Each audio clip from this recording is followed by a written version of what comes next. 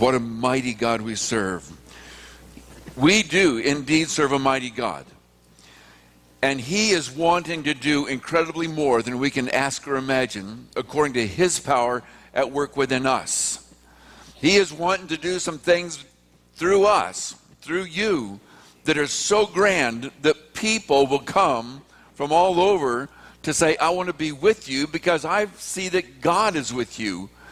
You know, people, we say this world is turning more and more secular.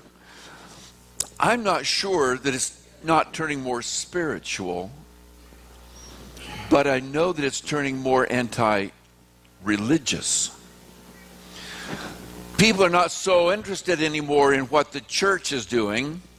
They want to know what God is doing.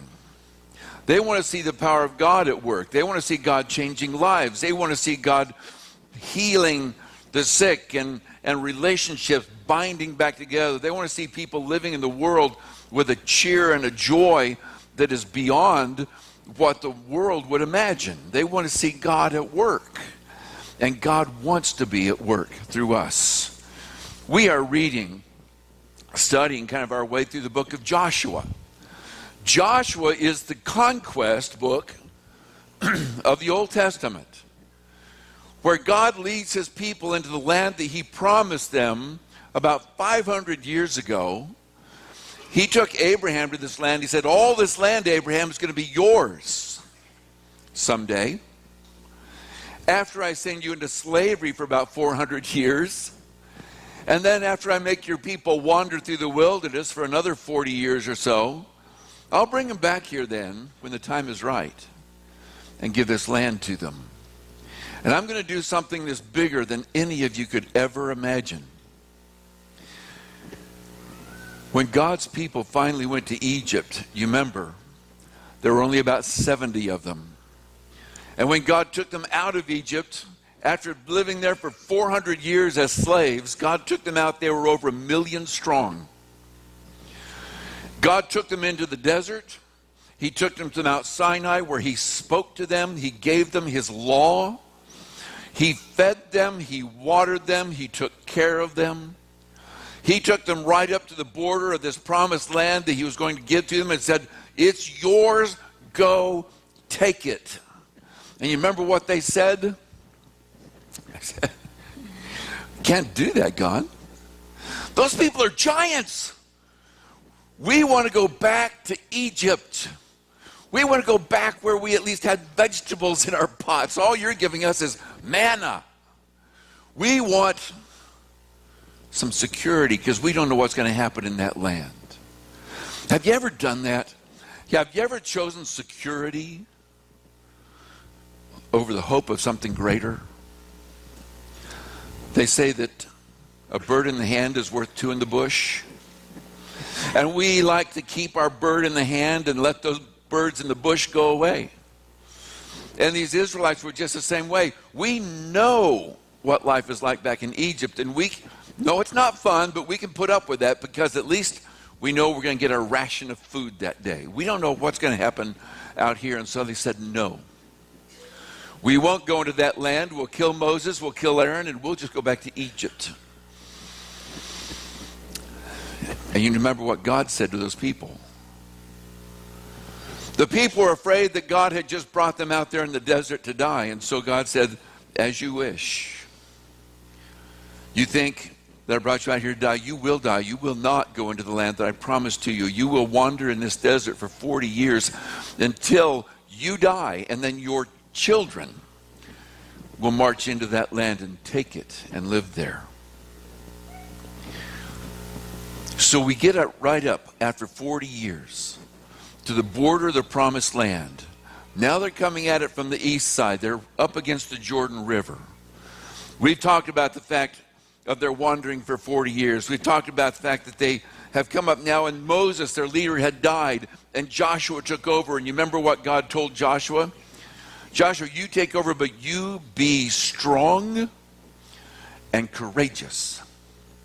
This is not going to be easy. I'm going to be with you every step of the way, but you have to be strong and fearless. Go where I say to go. Do what I say to do, whether it makes sense or not. I like to have a roadmap. Anybody else? Or at least, Siri is telling me, turn right here, go there. And I know I can trust Siri, right? Oh my goodness. Have you ever put the wrong address in your GPS? Why am I going this way? I don't know, but I better, and find out. I put the wrong address in there. And I end up someplace because I was trusting somebody that was untrustworthy. God told Joshua, you trust me and you follow me. And the people said to Joshua, Joshua, we will follow you, but you do be strong and courageous. You lead us in places we don't want to go. We do want to go there, but it's going to be hard. We know that. And we need a strong leader. And we need a courageous leader. Somebody to set an example for us. And God tells us, in this conquest that I'm leading us through today, this victory in the world that he wants us to have, we can't be just ordinary people. He calls us to be strong. He calls us to be courageous. He calls us to do some things that are unusual. Last week we talked about the fact that Joshua sent a couple spies into the land to see what it was like, especially the first city, Jericho.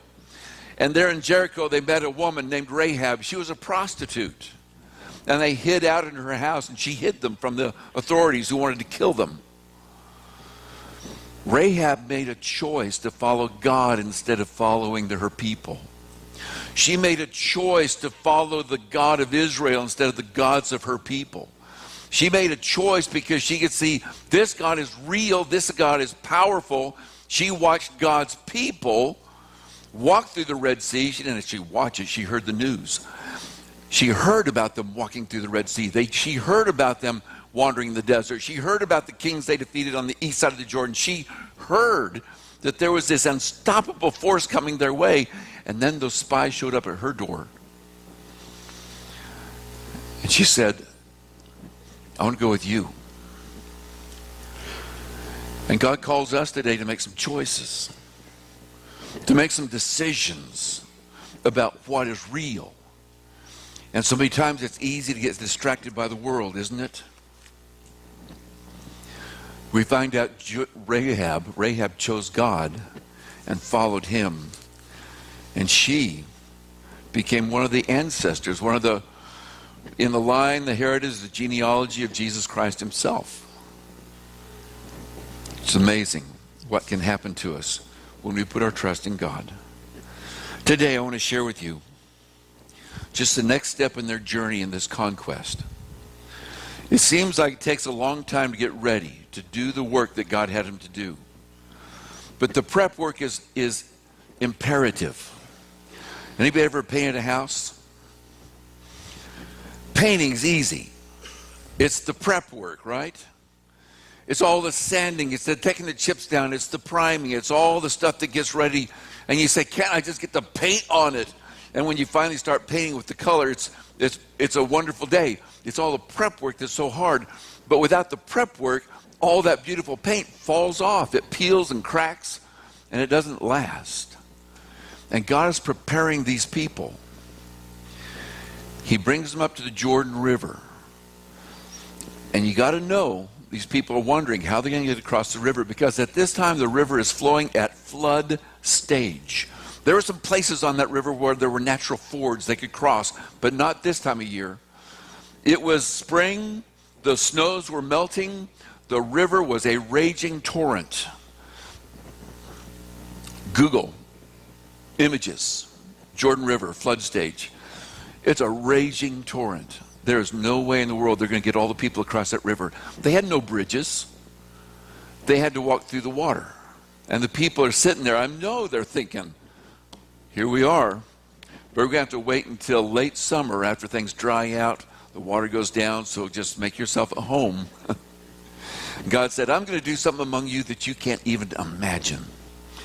And so, anybody here want to be blessed by God? You want to enjoy God's blessings? I do. But he says to enjoy my blessings, you need to follow me. You need to go where I go and do what I do, even if it makes no sense. So I want to share with you this story from Joshua chapter 3. As God speaks to these people, it was early in the morning. Joshua and all the Israelites set out from Shittim, and they went to the Jordan where they camped before crossing over. After 3 days, the officers went throughout the camp, giving orders to the people. When you see the Ark of the Covenant of the Lord your God and the Levitical priests carrying it, you are to move out from your positions and follow it. Well, immediately they said, well, that's not going to be until summertime, guys. Why are you telling us now? He said, listen, if you do that, you will know which way to go. Since you've never been this way before, this is brand new territory. You don't know where you're going. You need to follow the ark. You need to follow the priest, but keep a distance from that ark. Don't approach it. He said, stay about 2,000 cubits away from the ark. That's about 3,000 feet. Do some math real quick. That's about 10 football fields. 10 football fields. I'm not sure I can see that far. 10 football fields. And yet that was just something that God said, that ark is holy. You don't just approach it. You don't mob it. Plus, God wanted the people to see.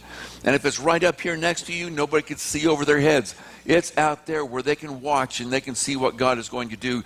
And God said, I'm going to show you something you've never seen before. This is something that's going to be amazing. Do not go near this ark. Joshua told the people, though, do this.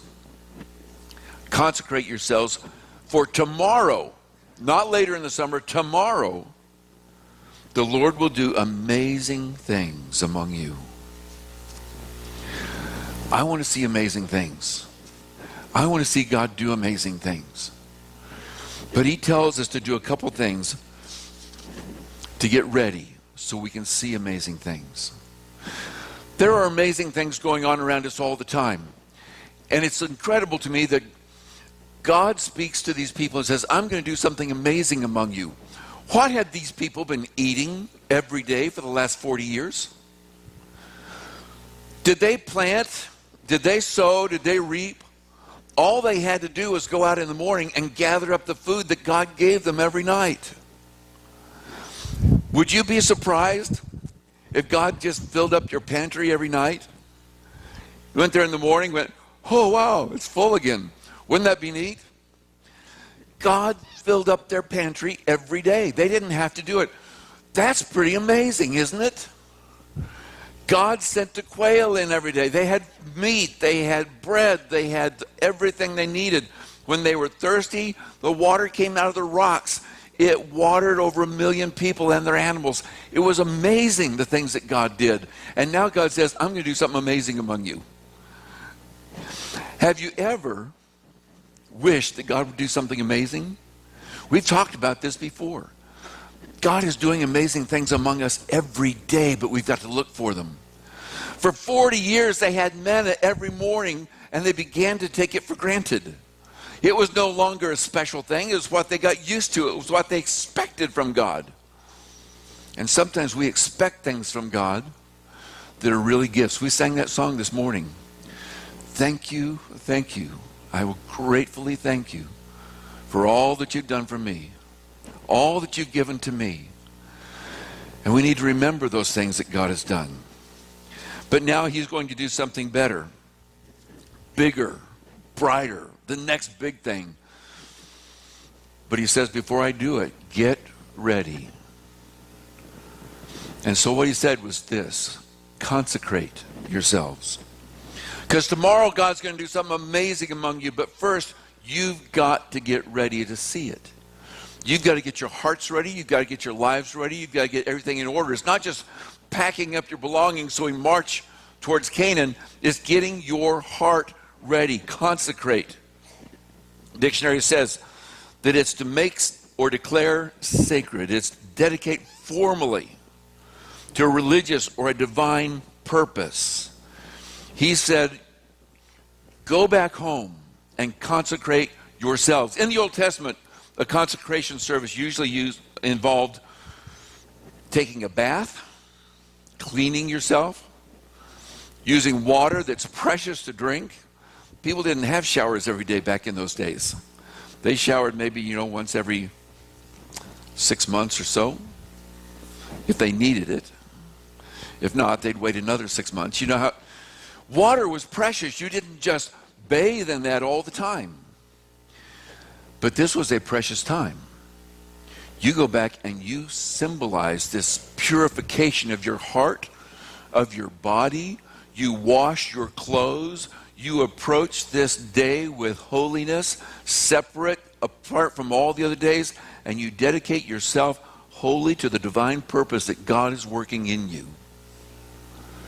You consecrate yourself. You devote yourself to God's purpose. We need to do that every single day that we live. These people needed to do.